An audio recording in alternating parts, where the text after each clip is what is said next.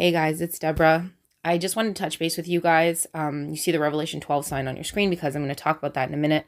I just want to touch base because in case you were following the channel Cornerstone Redemption, I know he had a totally possible but not set in stone date of March 6th, possibly starting the tribulation and rapture and all that stuff, due to a lot of different numbers that he calculated. And just in case you guys were like completely set on that, I just wanted to touch base with you guys. I always say, like, I have not been told anything like that, but at the same time, I'm willing to look at all the calculations people are able to do and willing to do. And he's really humble, and he said he is not saying thus saith the Lord. He was showing a lot of numbers, and he still had I take this huge thing from his videos, this huge thing, which you could say like eat the meat, spit out the bones, whatever. Basically, this huge thing was the 1,211 days, that breakup between the conjunctions. If you don't know what I'm talking about, that's okay. The point is there's like some really amazing things that he's revealed. So there's parts that are totally gotta be something. So anyway, that being said, hope you guys are all okay. And yeah, I guess I just want to touch base. I had planned on making this video where I went over all the different signs that we're still looking at. But I had a piece of paper I wrote everything down on. And the last time I saw it, it was ripped in two, I think by a child. And then after that, I haven't seen it since. So my notes are gone. And I was just kind of like, okay, no, I'm just not going to do that. So I'll just randomly talk for a couple minutes or a little bit, maybe longer, and just go over some things that we're looking at. So a lot of people lately have been talking about the Revelation 12 sign back in 2017. If you guys don't know what that is, there's lots of ways to Google that, totally easy. But when I prayed about it, I asked God, Lord, what really was this? And I feel like he brought me to the barren fig tree prophecy, which is what I have told you guys before, the barren fig tree prophecy. If you don't know what that parable, is, I'll explain it after. But what he kind of showed me was that from 2017 to 2020 was like a 3-year period. And it will make sense if you know the parable, which I will show you a quick clip of what the parable is. So that was the 3 years. And then the parable talks about one extra year on top of the 3 years, which would be 2020 to 2021. So 2017 to 2020, and then 2020 to 2021. That's what I heard inside my spirit when I prayed about it, which was strange because it's not like I was reading that parable.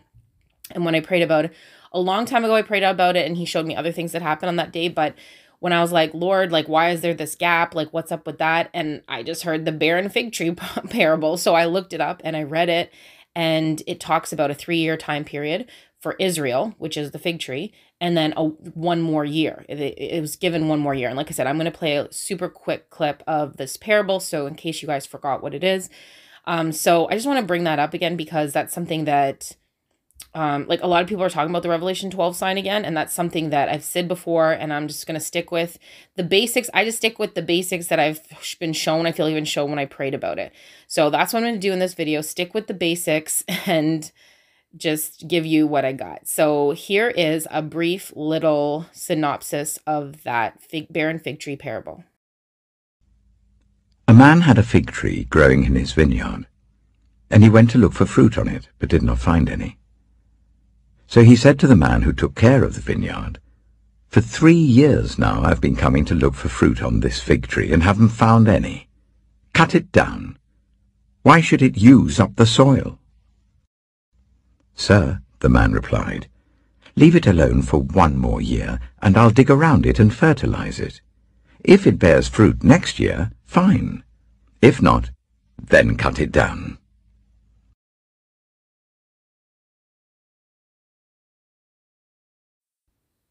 Okay, so there's not much to really say about that. I guess you guys get the basic gist. I mean, to me, it makes total sense because think 2017 to 2020 was when I feel like it was something to do with Trump. The Lord had shown me a long time ago about when he declared Israel as a nation, and Israel. Israel's a nation, Jerusalem as the capital. Okay, sorry about that. Jerusalem as the capital. I don't think I have time to edit this video, so that's going to be in there. Jerusalem as the capital. And that was in December of 2017. But I don't know 100% if that was correct, what I heard. But all I know is it's like it was a time for the Jews to get their act together. They had the 3 years. And then the 1 more year from 2020 to 2021, that's when he said fertilize it. And that's when you think about that, that's when, basically you're going to get the most pressure because you're when he said fertilize it, for me, I would get you're digging around it, you're fertilizing it, you're really working at it. It's like when you're trying to refine a piece of gold or you're making a diamond, you're really chipping at it. It's not going to be pleasant. So that year, 2020 to 2021, in my opinion, I thought even before this pandemic, this is what I talked about, would be unpleasant for Israel, because it'd be really like, look, listen, I'm calling you the real Messiah. So everything's really falling into place with that. A friend texted me, or actually called me the other day, who I haven't talked to in a while, and I knew her since I was 14, and she called me just to touch base, and I was like telling her all this stuff she knows and everything, and she basically at the end of the conversation I said, look, like all the things the Lord had been telling me to do, like take my kids out of school years ago, and stop my job, and do a bunch of other random things that all seem to make like certain things with church and certain things with different foods that I eat, and all these different things are all coming to pass now. And I'm like, hello, does nobody see this around me? Like my friends, family, but they do. But when I talk to her, I'm like, look, I don't have anything else to say, but, well, not nothing else to say, but like, I was like, the main thing I have to say is like, majority of the time I'm ending up to be right about these things. And the thing is, it may not even be that I want to be right. That's the crazy thing about it. I may not want to be right about a lot of the things, but it's because it's a lot of times stuff I don't want to do. So if the Lord shows me stuff and I don't want to do it, then most likely it really is him. But that being said, I guess for me, it's a struggle. It's a struggle because time is passing. That thing with the red heifers being disqualified, just life is just so hard. And I just was like, well, for everybody, and I don't mean for me at all. I mean for everybody, and worse for others, I'm sure. But what I mean is that like, it's so easy to get discouraged. And the one thing I just stick to is, I'm like, Deb, just stick to the main basics. Just stick to the basics. And one of the basics is this barren fig tree parable that relates to the time we're in. So that brings us to 2021. So like basically that's some of the basics that I just stick to. And I'll go into a few other basics that, not everything, but a few other basics that I kind of just stick to know, okay, that hasn't happened yet. So as long as that time hasn't passed, we're still on course. Because other things sometimes are making me question that if I'm right, but God didn't show me everything. He just showed me a few things. And the things that I feel like he showed me, I just stick to those things. So this is one. So I just wanted to share that with you guys again, and we'll move on to the next thing. Another reason why I kind of want to go over some of these things, which I had a whole list, but it's gone, but I wanted to go over because I just recently met a new sister in Christ. She's, recently saved within the last like 6 months or so. And she wasn't a Christian before. She was like into the new age. And I used to watch her videos on fasting, which is so funny because she definitely wasn't a Christian before. And then when I seen her recent videos, she was a Christian. I wanted to share her whole story, but I just don't have the time right now, but I'm going to have to find a way. But she recently came to Christ when I saw in her new videos, and I was like, oh my goodness, because she's actually Canadian as well, living in Europe. But I was like, oh my goodness, I can't believe it.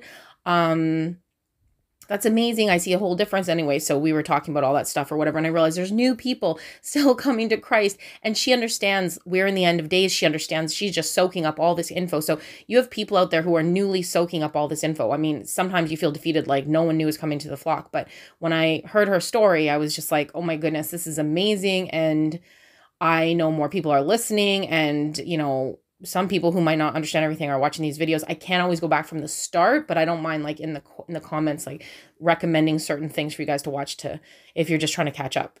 I don't always get to all my comments, but if I do, then if you put the comment soon after I make the video, I get to it. But as it goes on down the line, I usually cannot.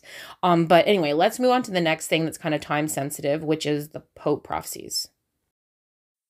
So I know most of you guys know, but just in case there's new people, like the new sister in Christ I was telling you about, the Pope Prophecies, there's this prophecy by Saint Malachi, and he basically predicted 112 popes like in a row, and this was like ancient and old. You could just Google Saint Malachi Pope Prophecies. So he like wrote this long list of all the popes sorry, and he like said how they're all going to be, and he's ancient. So for 112 popes. But then when he got to the 112th pope, he said that he would bring the end. The great terrible judge would judge his people, and this would be the last pope of all time, which would be the 112th pope, which is our current pope. When this picture was made here, there was no 112th pope, I think. So yeah, basically his prophecy is still in play, and these are kind of like the base things that I don't like say have to happen, but are still quite in play play. Just like I had said with the red heifers, how some of them have been disqualified, some are still in the running, but the main thing is that they're trying to create a new red heifer after 2,000 years. They weren't trying for 2,000 years. And the fact that they, that they're even putting the effort in, I guess that's all I'm trying to say, that is the thing that we're looking at. Not that they have one, that they're trying to have one, because they haven't tried to have one in 2,000 years, and that it would be the 10th heifer, which 10 is the number of completion. So that would just be so God for him to have like the 10th cow be the last one. So anyway, that being said, this Pope prophecy, this Malachi prophecy, I mean, it's pretty much, this is it. Like if he dies and a new one comes in, if anything happens, like it would all fall to shambles. So like I said, I'm just trying to put all the pieces in together and just do like the base solid stuff that we're sure of, because like I said, March 6th was a thing for Cornerstone Redemption. I've never been given like a specific day. I've looked at certain days because of things, but the Lord's never specifically said. The only thing when I prayed is certain things. Like I said, with this barren fig tree, I prayed on the Great Conjunction, which I'll talk about momentarily. I've prayed on, what else? A couple things, the fig tree generation. I believe I have peace about it, that it's 70 to 80 years, which would fit where we are right now. So let's just move on to the next thing. I'm just kind of laying this out for you guys. Nothing like, I'm not doing this. It's kind of on the fly. So anyway, let's move on to the next thing. I just wanted to touch base on these Kaduri prophecies and all these different rabbi prophecies. This photo is thanks to channel Revelation Chapter 12.com. I just screenshot his stuff because I can never find these prophecies. Well, I can, but it's really hard. But anyway, he wrote them out all nicely, and he really talks about them a lot. He hasn't really touched base on what he thinks about the Shoshani prophecy, which I'll get to next. Has it kind of fallen through or not? And I'll tell you my opinion. So here we have Kaduri. This is kind of the main one because he did believe in Yeshua. He said at his death that he was Messiah. If you guys don't know what this means, again, talk in the comments. For me to go over everything would be really hard, but I do want you guys to understand. So let's just read it together. It says, on the eve of the year 5780, the year of corrections, there will not be a government in Israel for an extended period. So let me just say we're in year 5781. So he's talking about last year, and he said there won't be, and he said this back in 1979, there will not be a government, which is true in Israel, for an extended period, and the various camps will quarrel much without a decision on either side. This is all true. And then on Rosh Hashanah itself, they will fight in heaven, the holy side against the side of evil. So we don't know what Rosh Hashanah. Was it the new year 5781? We don't know. And God and his entourage will decide between them. And this is all I can say from here. I swear not to reveal any more secrets and hidden things. So one thing for sure we can say is right. In 1979, for some reason, he knew that in year 5780, which was basically like 2020-ish, there'd be no government for a long time. So that has happened. That has come to pass. So check mark for that. About the war in heaven, we can't really know. Did it happen? Is it about to happen? I don't know. But basically, this is still in play. And then he quotes other people. So because he quotes other people, they're kind of prophecies that Christians are looking at. Because like I said, he did believe in Yeshua before he died, apparently from this note. So let's move on to the next prophecy. Is it in play or is it not? Okay, so the next prophecy was quoted by Kaduri, but it's by Shoshani. So he is another rabbi. He was Kabbalistic, I believe. So do you believe his words? I don't know, but Kaduri quoted him. So here we go. There will come on the day that two ministers win the government in the land of Israel. Both their names will be Benjamin. Check, check. This is true. And neither of them will succeed in establishing their government or kingship. We'll talk about that in a second. On that day, no one understands that King Messiah already stands at the doorway, and on the Sabbath afterwards, he will come and be revealed. Okay. Basically, what do we have here that we can really say is solid? Okay, we can say that there is two Benjamins, and neither of them have established their kingship. And it says, sorry, on that day, no, where am I back? Okay, I have to talk about neither of them establishing their kingship. So, has that happened? Some people thought, oh, shoot, it already happened. Because when they both decided, because they did a shared government and they both decided, forget it, we're not doing it. It's like, oh, well, then the Sabbath afterwards, Messiah is coming or he's at the door or whatever. I don't look at it that way. What I look at it like is until one of those guys is gone, however that is, he's gone out of the running, then I don't think this has come to pass because it says neither has established their kingship. someone has to establish their kingship. They have never. They've been fighting, and then they just keep coming to a mutual thing and like tie, I guess. And then they tried doing a joint partnership government thing, and that didn't work. So basically no one has established their kingship. So if one's gone and the other one establishes their kingship, then to me that's it, because neither has well, I don't know if both have to be out. Maybe both have to, because neither established their kingship, but somebody's got to be out. So as of now, to me, this prophecy stands. Whether it's true or accurate, I don't know, but it's kind of interesting that he's talking about these both Benjamins, and I don't remember when this one is from, but the next one I'm going to talk about dates back hundreds and hundreds of years ago, thousands, I guess. So, yeah, basically we're still on track with these two. Okay, the last one here this is from, it doesn't say here, but Rabbi Kisma, and I did a whole, oh yeah, it does at the top. I did a whole like video on this guy because I researched him like crazy. So he was from, he wrote in the Talmud, which was like, I think like 200 AD or something like that. So that's what we're talking about, how old this is. So the disciples of Rabbi Jose ben Kisma asked him, when will the Messiah come? He answered, I fear lest ye demand a sign of me that my answer is correct. They assured him, we will demand no sign of you. So he answered them, when the gate falls down, is rebuilt, falls again, and is rebuilt again, and again is rebuilt, and then falls a third time, before it can be rebuilt the fourth time, the Son of David will come. Now, Rabbi Fish, I think it was, or some guy who's right now in Israel, who's the one kind of heading all the whole build a third temple. He's the guy doing everything right now. And I think he's running to be prime minister as well. So I don't know what's up with that. But anyway, this rabbi in Israel right now, who's really big on supporting these prophecies, he believes the gate means the government. So the gate will fall 3 times, which has happened, and before it's built a 4th time. Now, I saw other articles that believe it's Rome he's talking about. The Rome will be fallen 3 times. And I don't know. So that's the thing is they're using Deuteronomy to say this gate means the government. I can't remember the verse, but again, everything with a grain of salt, but it hasn't been taken out yet. So that's all I'm trying to do is say like, what do we have left here? So still, this is established. We know March 23rd, the new election comes. So if the new election comes, the government, the Knesset is rebuilt. You know, one of these guys has to win, establish his kingship. Like this whole thing will crumble. So this is pretty close. I say it with a giggle, but honestly, this is really, really, really, it's just hard to even exist through because it's just, I don't know what to think. Like, I hope this doesn't all fall through. So anyway, we're just waiting. It's just a waiting game. So they're all still in play. Let's move on to the next thing.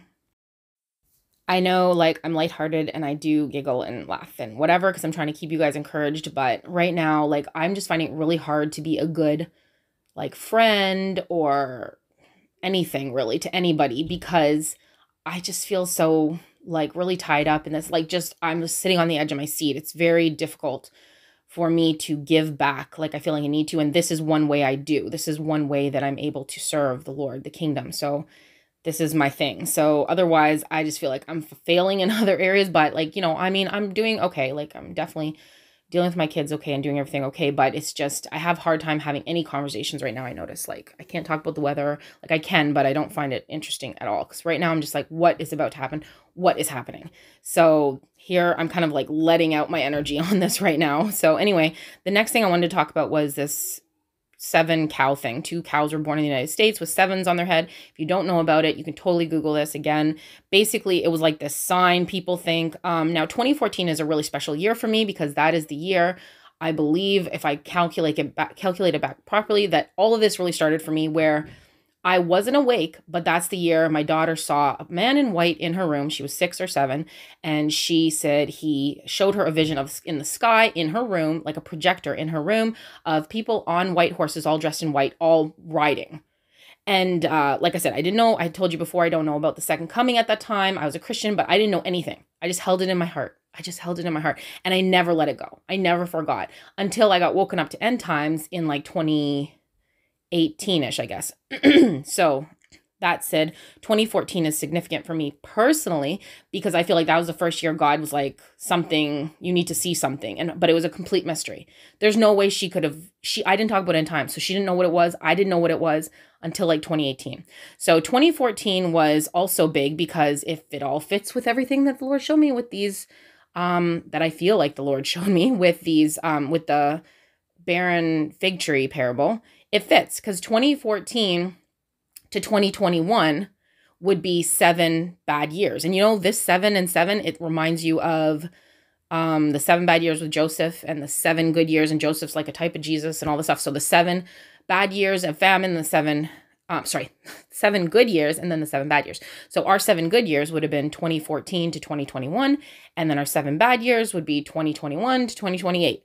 See how it just fits so nicely? And again, we're like literally on the cusp of all this falling through because it wouldn't work soon. It's not going to work soon. So I just wanted to share that with you guys and remind you of these things. And like I said, I'm kind of doing a more personal video here because 2014 is more personal to me because of that, because there's no way she could have known that. And that was huge to me. It wasn't huge until like 2018. But even when she told me, I just held on to it for so many years, like 3-4 years, until I was like, oh my gosh, that's the second coming. I don't believe that's the rapture. I believe she like saw the second coming in her room. And she was so calm, and it's so crazy. So anyway, it was amazing. And I do believe he blessed her with that to wake us all up. And that was the start. And then he showed me other things in 2017 and things along the way that I think he did with other people. Now, other people have been awake and woke and all this stuff for like 30 years, 50 years. So I'm not saying like I'm special or anything. I'm just showing my personal journey. So anyway, this is another thing that is still in play that lines up completely right. That's why some people are like, some people can just keep watching end times forever and ever. But I'm like, once a certain amount of time passes for me, like unless the Lord would have to really speak to me, because I'd be like, I don't get it anymore. Like I don't. After like May 14th, I won't really get it. Maybe I'll still be like, okay, it could be till the fall, but by the winter, I would totally be like, I don't get it. I'm sorry. And I know people talk about overtime with the fig tree generation. My mind somehow just can't wrap around it. I've heard it a lot. I'm not saying it's not. I just don't know. After that, I'm just gonna be like, huh? Like what? But you know, like I'm not God and it's his timing. So again, I'm just going through all these things that kind of are still in play, line up, and are kind of like the base foundation of what we're looking at. Like I said, these are cows and there's that red heifer, and that's still in play because they're starting the process, not that they need to have it, because timing wise, they don't need to have it yet. So anyway, let's move on to the next thing. The other thing that you guys know I talked about for a long time was that great conjunction and how God really spoke to me a lot through it. And then it's on this coin, this Abraham Accord coin. Even the fact there is an Abraham Accord where all these Arab nations are making deals with Israel, like what? So all this stuff's still big in play. And if you look at the top of the coin, which I've told you guys many a time, the very top, you have this planet that is literally Jupiter and Saturn conjuncting. Like Jupiter is the one with the lines and a hole. It has a hole in it. And Saturn has the ring. So it's 2 planets. So they're portraying the conjunction. And then you have 10 stars, which is like 10 kings. Then you have a dove, which can represent the rapture. It can represent Noah's Ark, getting on the ark. It can represent the Holy Spirit because the Holy Spirit's in us, and that's how we get out of here. And then all the way down the coin, you have a lot of different crazy stuff. So I mean, that's still, it is what it is. And I feel like the Lord showed me a lot through that conjunction. Like, I feel like he showed me that's the second part of Revelation 12, like where the dragon stands for the woman, because, I mean, the dragon, stands for the woman and tries to get the child, because the child would be representative of Jupiter. And because of the first Revelation 12 sign, if you guys don't know what I'm talking about, I'm so sorry. And Saturn would be Satan, the dragon, and they're together. And the crazy thing is they're still kind of together. Like, I don't know about space, but it's still kind of just sticking together. So it's just like this long drawn out wait. And you guys also know, which was weird, like that someone had said I sound like Mila Kunis, which was part of this Jupiter ascending. And when you watch, like, who would randomly just to say that I sound like somebody? I've never been told that. I've never been told, and it's totally fine. Like, I'm not like whatever, but like, I've never been really told I sound like anybody, I don't think. So it's totally fine. But I think it was meant to be. I do. Because then I look her up and then she's in this. I didn't even look her up. No, that's not it. Somebody sent me this movie on Facebook the same day. So yeah, that was something. And Jupiter Ascending, that movie, was completely like symbolic. The girl gets this needle. No, they're trying to put a needle in her head to kill her, and she's a princess and she's like royalty, and then the guy saves her from getting a needle where she's gonna kill her with the needle. Anyway, so how could that be a coincidence? Like, I remember, yeah, the one told me I sounded like her one day, and then the next day or the same day, somebody on Facebook says, hey, have you ever heard of this movie, Jupiter Ascending? It's very much like symbolic. And I'm like, okay, she stars in the movie. So it was just kind of a beacon pointing at this conjunction. The only thing I'm not 100% certain of is the timing between why the conjunction happened this December and then to when the tribulation starts or the rapture, and the timing and all that stuff. But I'm going to show you a super quick video of what is happening in the sky right now. Like, they're still really close. So I don't know if that's like a thing. Are they always close together? Like forever? I don't know. But these two planets really have some real representation to them. So, and you know, I'm not doing this to be weird. Like, the Magi looked at the sky. Like, that's part of it. You know, he said he'll give us signs in the sun, moon, and stars for seasons and for signs. I'm totally paraphrasing, but that's part of it. It's just part of it. And so, but I really am not good with space stuff, but let me just show you this quick video so you can see like where we're at with these two planets. Hopefully you managed to catch a glimpse of Jupiter and Saturn as they came ultra close in their great conjunction in December. Not long after this, the two planets left the evening sky as they passed behind the sun as seen from Earth. Well, now the pair is back, this time as morning planets. In the second half of March, Jupiter and Saturn re-emerge as a bright pair in the pre-dawn sky. They won't be as close as in December, but they're still an absolute joy to observe.